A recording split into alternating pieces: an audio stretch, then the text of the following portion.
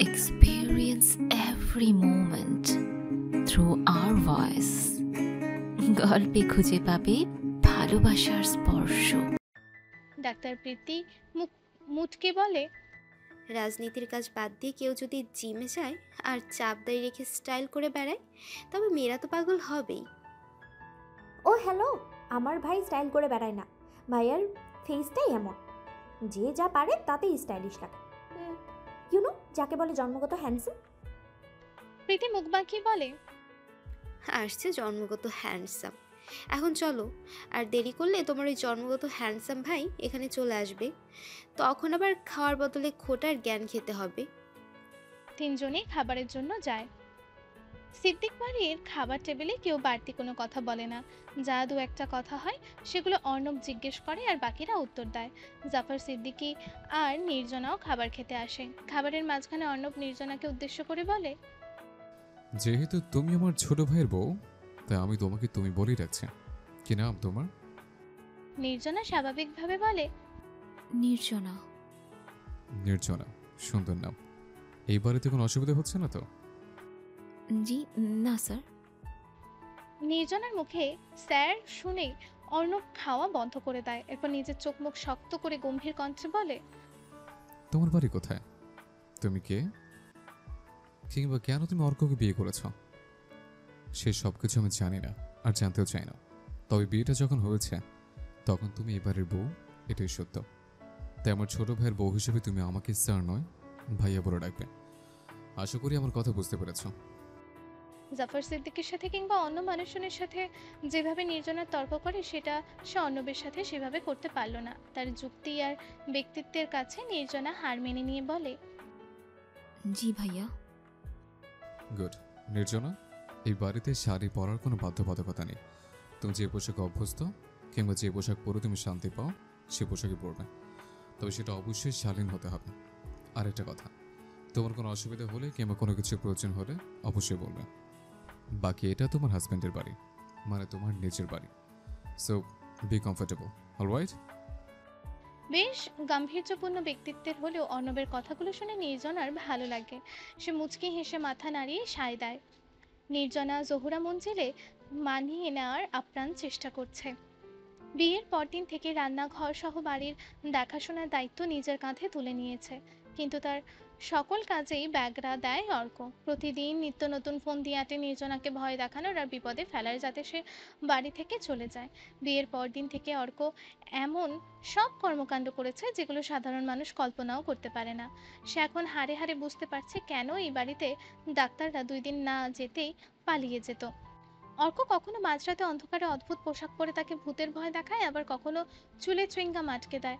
রান্নাঘরে নেংটি ইঁদুর ছেড়ে দেওয়া থেকে শুরু করে টিকটিকি ধরে পর্যন্ত নির্জনার গায়ে ফেলে দিয়েছে। কারো মাথায় যে এত দস্যিপনা বুদ্ধি থাকে তা নির্জনার ভাবনার বাইরেই ছিল এতদিন। অর্কের এই সব কর্মকাণ্ডে নির্জনা ভয় না পেলেও ডাক্তার প্রীতি আর রাশি অতিষ্ঠ হয়ে উঠেছে। তাদের মতে অর্কের এইসব বুদ্ধিতে কাজের কাজ কিছুই হচ্ছে না, বরং অর্ক বদলে তারা দুইজন জাফর সিদ্দিকী আর অর্ণবের কাছে প্রতিনিয়ত বকা খাচ্ছে। কিন্তু এত কিছুর পরেও নির্জনা অর্কর সাথে বন্ধুত্ব করার চেষ্টা চালিয়ে যাচ্ছে। আজকে অর্ক বাগান থেকে একটা কোনো ব্যাঙ ধরে এনেছে, তারপর সেটা ওয়াশরুমের ভেতর ছেড়ে দিয়েছে নির্জনাকে ভয় দেখাতে। নির্জনা ঘরে এসে দেখে অর্ক ভিডিও গেম খেলছে। সে মনে মনে বলে, আজ সকাল থেকে দোষীটা চুপ আছে, না জানি আবার কি প্ল্যান করছে। সে কাপড় নিয়ে ওয়াশরুমে চলে যায়। নির্জনা ভেতরে যেতেই অর্ক গেম ছেড়ে মজা দেখার জন্য বিছানার ওপর আয়েশ করে বসে থাকে। কিন্তু অনেকক্ষণ নির্জনার কোনো সাড়া শব্দ না পেয়ে একটু আশাহতই হয়। অন্যদিকে অতিরিক্ত গরম পড়ায় নির্জনা গোসল শেষে ভাবে আজ বাথটাবে একটু গা ডুবাবে। কিন্তু বাথটাবে পানি দিতেই সেই বুনো ব্যাঙটা লাফ দিয়ে তার গায়ের ওপর উঠে যায়। হঠাৎ ব্যাঙ দেখে নির্জনা একটু চমকালেও মোটেও ভয় পায় না, বরং তার ভীষণ রাগ হয়। একে তো এই গরমে আজকে সে অনেক কিছু নিজ হাতে রান্না করেছে, তার উপর রুমে আসার সময় নিউজে দেখেছে রুহান খন্দকার দেশে ফিরেছে। সব মিলিয়ে আজ তার মেজাজ চরম খারাপ। কোথায় ভাবলো একটু শান্তিতে গোসল করবে, কিন্তু তার দস্যি স্বামী সেই উপায়ও রাখেনি। আজ ওর একদিন কি আমার একদিন। এই বলে ব্যাংকটাকে বাঁ হাতে ধরে ওয়াশরুমের দরজা খুলে দুপধাপ করে অর্কের সামনে গিয়ে দাঁড়ায়। এরপর ব্যাংকটা উঁচু করে ধরে রাগান্বিত স্বরে বলে, এটা কি? অর্ক বুঝতে পারে না এই মেয়ে কোন ধাতুতে তৈরি। তার কোনো পরিকল্পনায় কাজে লাগছে না। কত কিছু করেছে কিন্তু মেয়েটা তো কোনো কিছুতেই ভয় পায় না। তবে তার উত্তরের অপেক্ষা না করে নির্জনা ব্যাংকটা ঘরে ছুঁড়ে ফেলে তুড়ি বাজিয়ে অর্কর দিকে আঙুল উঁচিয়ে বলে, লিসেন মিস্টার অর্ক সিদ্দিকী, এই দিকে, আমার দিকে তাকান। এসব ছোটখাটো পোকামাকড় কেন? আপনি আমাকে ভয় দেখানোর জন্য যদি রাসেল ভাইপারও নিয়ে আসেন না, তবুও কোনো লাভ নেই। এক আল্লাহ ছাড়াই নির্জনা কাউকে ভয় পায় না। বীর রাতে ঘটে যাওয়া তিলের ঘটনার পর অর্ক নির্জনার দিকে তাকায় না। সে যতই দুষ্টুমি করুক না কেন, নির্জনার সামনে এলে সে সবসময় মাথা নিচু করে কিংবা অন্যদিকে তাকিয়ে থাকে। অর্ককে মাথা নিচু করে থাকতে দেখে নির্জনা সেখান থেকে চলে যেতে পা বাড়ায়, কিন্তু তার ভেজা শরীর থেকে চুইয়ে মেঝেতে পড়ে থাকা পানিতে অসাবধানতাবশত পা পিছলে সে অর্কের খুব কাছে পড়ে যায়। এতে করে নির্জনার ভেজা চুলগুলো অর্কর মুখের ওপর এসে পড়ে। অর্ক এবার নির্জনাকে খুব কাছ থেকে লক্ষ্য করে। নির্জনার যে সৌন্দর্য গত কয়েকদিন যাবৎ সে এড়িয়ে যেতে চাইছে, সেই সৌন্দর্য আজ সরাসরি তার উপরে এসে পড়েছে। নির্জনার কাজল ছাড়া আয়ত চোখ, অতিরিক্ত রাগে ফোলানো নাক আর সুন্দর মুখশ্রীতে ভেজা গোলাপি ঠোঁট সবকিছু যেন অর্ককে নিজের দিকেই টানছে। নারী মানে মায়া, নারী দেহ মানে মোহ। চোখ বন্ধ করে কথাগুলো মনে মনে বারংবার আওড়াতে লাগলো অর্ক। এইদিকে কোনো পুরুষের এত কাছাকাছি আজ প্রথম এসেছে নির্জনা, তাই একরাশ লজ্জা তার উপর ভর করে। সে সন্তর্পণে উঠে ওয়াশরুমে গিয়ে আবারও ঝর্ণা চালু করে দিয়ে বিড়বিড় করে বলে, সমস্যা কি আমার? আর কিছুক্ষণ আগে এটা কি ছিল? অন্যদিকে অর্ক এখনো নির্জনার চুলের ঘ্রাণ অনুভব করতে পারছে। সে মনে মনে বলে, একে যত দ্রুত সম্ভব এই বাড়ি থেকে বের করতে হবে, নইলে আমি বিপদে পড়ে যাব। মি খন্দকার এতদিন নিরুদ্দেশ হওয়ার কারণ কি? এয়ারপোর্টে সব সাংবাদিকদের এড়িয়ে সামনে চলে গেলেও এক মহিলা সাংবাদিকের করা এই প্রশ্নে রুহান কালো সানগ্লাসটা খুলে ভ্রু কুঞ্চিত করে তার দিকে শীতল দৃষ্টি নিক্ষেপ করে। নিরুত্তাপ কণ্ঠে বলে, keep before you talk miss. আপনি কে যে আপনার কথায় আমি কিছু এক্সপ্লেন করব? আর আমি নিরুদ্দেশ সেটা আপনি কোথায় শুনেছেন? আমার বাবাকে আমার পুলিশে কমপ্লেন লিখিয়েছে। রুহানের দৃষ্টি আর গলার স্বরে মহিলা সাংবাদিকের গলা শুকিয়ে আসে। সবাই ঠিক বলে রুহান খন্দকারের ভাবি আলাদা। অন্যান্য বিজনেসম্যানেরা যেখানে সাংবাদিকদের হাতে রাখার চেষ্টা করে, কারণ তারা ভয় পায় সাংবাদিকরা যদি তাদের বিরুদ্ধে উল্টাপাল্টা কিছু লেখে বা কোনো নিউজ প্রচার করে দেয় তাহলে তাদের রেপুটেশন খারাপ হয়ে যাবে। আর সেখানে এই রুহান খন্দকার সাংবাদিকদের গ্রাহ্যই করে না, বরং পার্সোনাল প্রশ্ন শুনলে ক্ষেপে যায়। নিজেকে স্বাভাবিক রাখার চেষ্টা করে বলে, সরি স্যার, অ্যাকচুয়ালি অনেক দিন কোথাও আপনার কোনো আপডেট ছিল না, এমনকি আপনার ফেসবুক ইনস্টাগ্রামেও না, তাই। সো আমি আমার সোশ্যাল মিডিয়া অ্যাকাউন্ট আপডেট করব না সেটা আমার পার্সোনাল ম্যাটার। তা নিয়ে আপনাদের মাথা ব্যথা কেন? জার্নালিজম মানে কি আরেকজনের পার্সোনাল লাইফে ঢুকে পড়া নাকি? যত সব। বলেই রুহান হনহন করে গাড়িতে উঠে বসে। রুহান কালো রোলস রয়েলসে বসতেই ড্রাইভার গাড়ি স্টার্ট দেয়। রুহান বুঝতে পারে তার মাথাটা ঝিম ধরে আসছে। এছাড়াও তার ড্রাইভার মাস্ক পরিহিত অবস্থায় আছে। সে কিছু একটা আন্দাজ করে বলে, স্টপ দ্য কার।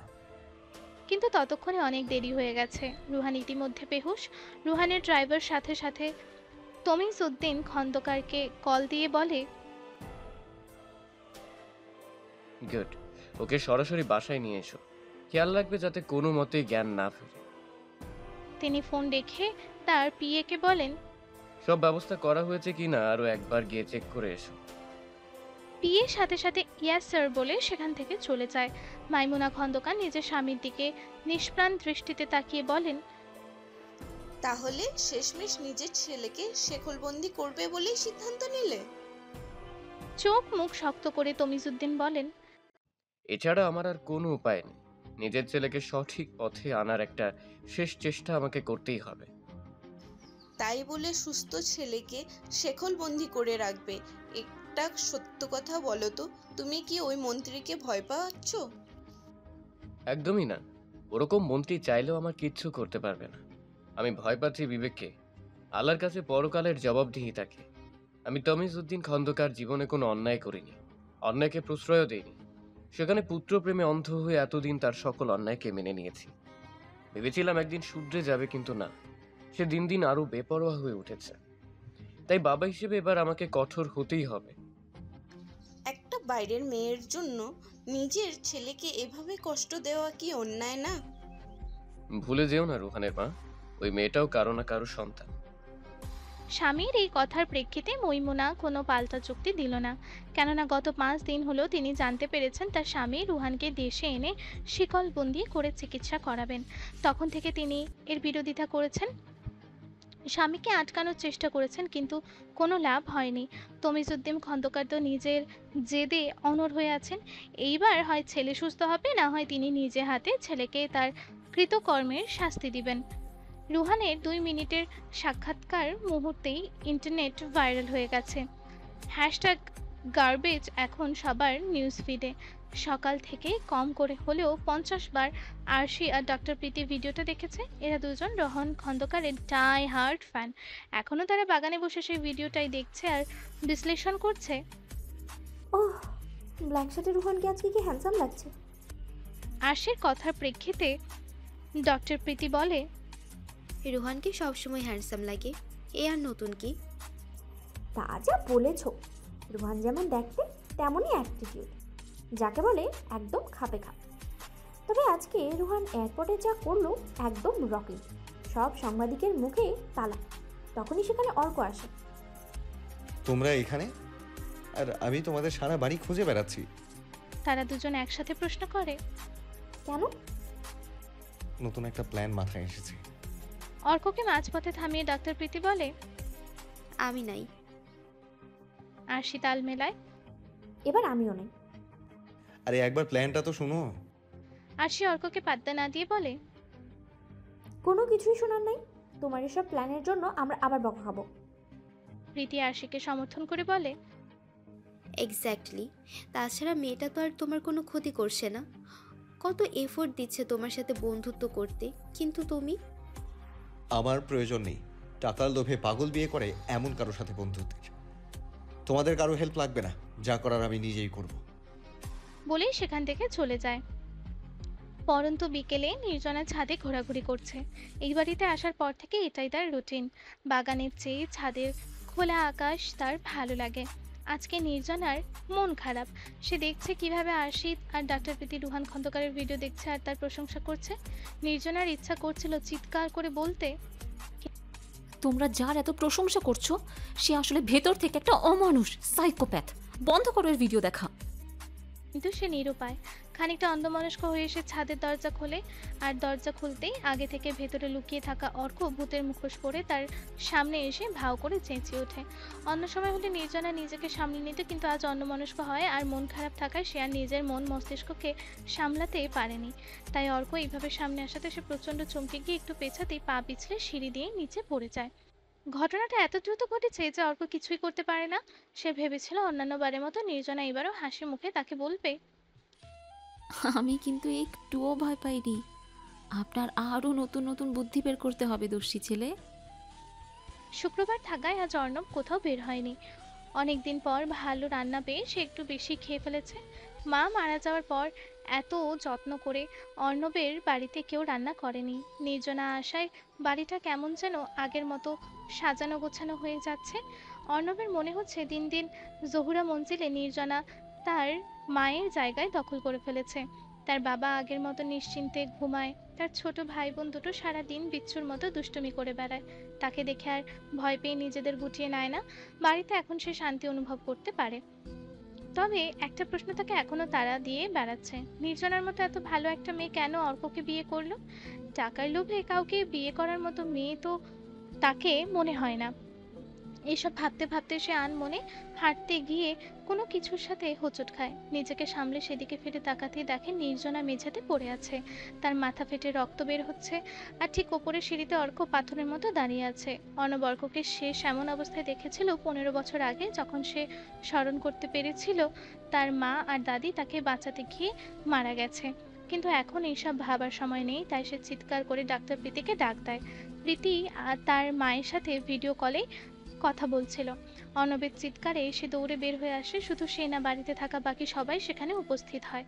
অর্কও নিজের হুঁশ ফিরে পায়। সে তাড়াতাড়ি করে নিচে নামে। প্রীতি এসে নির্জনার অবস্থা দেখে সাথে সাথে তাকে চেক করে বলে, অনেক ব্লিডিং হচ্ছে, হেমারেজ কিনা বলা যাচ্ছে না, এক্ষুনি হাসপাতালে নিতে হবে, জলদি তুলুন। অর্ণব নির্জনাকে কোলে তুলে নেয়। ড্রাইভার ছুরিতে, আমি গাড়ি বের করছি। বলেই জাফর সিদ্দিকী তাদের আগে বের হয়ে যায়। তারা তিনজন নির্জনাকে নিয়ে হাসপাতালের উদ্দেশ্যে রওনা হয়। পিছনে অর্ক আর আরশি রয়ে যায়। অর্ককে দেখে আরশি বুঝতে পারে সে প্রচন্ড মানসিক ধাক্কা পেয়েছে। তাই সে অর্কর কাছে গিয়ে বলে, তুমি ঠিক আছো? অর্ক তার প্রশ্নের উত্তর না দিয়ে বলে, এই জন্য আমি ওই ঘর থেকে বের হতে চাইনি। আমার ছায়াও অশুভ, যে আমার কাছে আসবে সেই কষ্ট পাবে। এমন কিছুই না, এটা একটা অ্যাক্সিডেন্ট। বলেই আরশি অর্ককে সান্ত্বনা দেওয়ার জন্য তার হাত ধরে, কিন্তু অর্ক তার হাত সরিয়ে দিয়ে বলে, হ্যাঁ, এটা একটা অ্যাক্সিডেন্ট যেটা আমি ইচ্ছে করে করেছি। আমার থেকে দূরে থাকো, না হলে তুমিও মরে যাবে। এরপর সে নিজের ঘরে গিয়ে দরজা বন্ধ করে দেয়।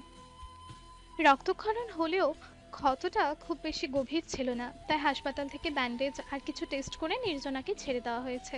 বাড়ি ঢুকতেই সবাই আরশির মুখোমুখি হয় আর সে জানায় অর্ক দরজা বন্ধ করে দিয়েছে। অর্ণব আরশিকে বলেন নির্জনাকে অন্য যে কোনো একটা ঘরে দিয়ে ড্রয়িং রুমে ফেরত আসতে, আর ডক্টর প্রীতিকে বলে যেভাবে হোক অর্ককে নিয়ে ড্রয়িং রুমে আসতে। ডক্টর প্রীতি অর্কর ঘরের বাইরে কড়া নেড়ে বলে, অর্ক, যা হয়েছে তাতে তোমার কোনো দোষ নেই, ট্রাস্ট মি, প্লিজ বের হয়ে এসো, নির্জনা ঠিক আছে। কিন্তু অর্কর কোনো সাড়া না পেয়ে ডাক্তার প্রীতি তার ফোনে টেক্সট করে, নির্জনাকে বাসায় নিয়ে আসা হয়েছে, ওর কোনো ক্ষতি হয়নি, কিন্তু তুমি যদি এখন না বের হও তাহলে সবার সন্দেহ হয়ে যাবে, আর তখন সবাইকে সত্যি বলা ছাড়া আমার আর কোনো উপায় থাকবে না। ডাক্তার প্রীতির এই টেক্সট খুব কাজে লাগে। অর্ক দরজা খুলে বের হয়ে আসে, তার চোখ ফুলে লাল হয়ে আছে। ড্রয়িং রুমে জাফর সিদ্দিকী সহ সবাই উপস্থিত। অর্ণব ডাক্তার প্রীতির দিকে তাকিয়ে বলে, আপনি থাকতে আমার ভাই এমন একটা কাজ করলো কি করে? এত দায়িত্বজ্ঞানহীন মানুষের আমাদের বাড়িতে কোনো প্রয়োজন নেই। আজকে ব্যাগ গুছিয়ে আপনি চলে যাবেন। আমার তো এখন সন্দেহ হচ্ছে আপনি আদৌ ডাক্তার কিনা। আজকের ঘটনার পর জাফর সিদ্দিকীও ডাক্তার প্রীতির ওপর বেশ রেগে আছেন, তাই তিনিও অর্ণবকে আটকাচ্ছেন না। ডাক্তার প্রীতিও মাথা নিচু করে অর্ণবের করা অপমান সহ্য করে নিচ্ছে, কিন্তু অর্ক মাঝখানে ভাইয়ের কাছে ক্ষমা চেয়ে বলে, আই এম সরি ভাইয়া, যা হয়েছে আমার জন্য হয়েছে, কিন্তু বিশ্বাস করো আমি ভাবতে পারিনি মেয়েটা এভাবে পড়ে যাবে। প্রীতি এর ব্যাপারে কিছুই জানতো না। অর্ণব অর্ককে জোরে ধমক দিয়ে বলে,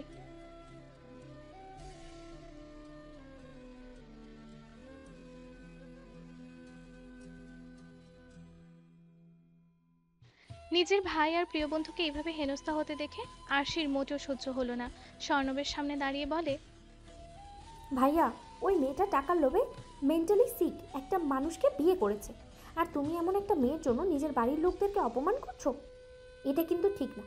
ওই লোভী মেয়েটা এত সিম্প্যাথি পাওয়ার যোগ্যও না। কাকে লোভী বলছো তুমি? জাফর সিদ্দিকের চিৎকারে আরশি সহ সবাই ভয় পেয়ে যায়। তিনি খুব ঠান্ডা মাথার মানুষ, কখনো কারো ওপর চিৎকার করে কথা বলেনি, সেখানে নিজের সন্তান সে তো অনেক দূরের কথা। তাই সবাই অনেক বেশি অবাক হয়, কিন্তু জাফর সিদ্দিকী এখানেই থেমে থাকেন না। তিনি জোর গলায় বলতে থাকেন, ওই মেয়েটা লোভী? লোভী হলাম আমি, তোমাদের বাবা, যে কিনা নিজের সন্তানের ভালোর কথা ভেবে একটা অসহায় মেয়ের অসহায়ত্বের সুযোগ নিয়েছে। আরশি, অর্ক, অর্ণব কারোরই বিশ্বাস হচ্ছে না তার বাবা এমন কিছু করেছে। অর্ণব নিজের বাবার দিকে তাকিয়ে বলে, হেয়ালি না করে সব ঘটনা খুলে বলো। আমি নিজে প্রথমে ভেবেছিলাম মেয়েটা টাকার জন্য অর্ককে বিয়ে করেছে, কিন্তু গত কয়েকদিনে মেয়েটার আচার ব্যবহারে আমার মনে হয়েছে সে টাকার জন্য বিয়ে করার মতো মেয়ে না। তুমি ঠিকই বলেছ, টাকার জন্য কাউকে বিয়ে করবে এমন মেয়ে নির্জনা না। যদি তাই হতো তাহলে আজ সে এখানে থাকতো না। ভ্রুকুটি কুঞ্চিত করে অবাক হয়ে আরশি প্রশ্ন করে, তাহলে সে কেন অর্ককে বিয়ে করেছে?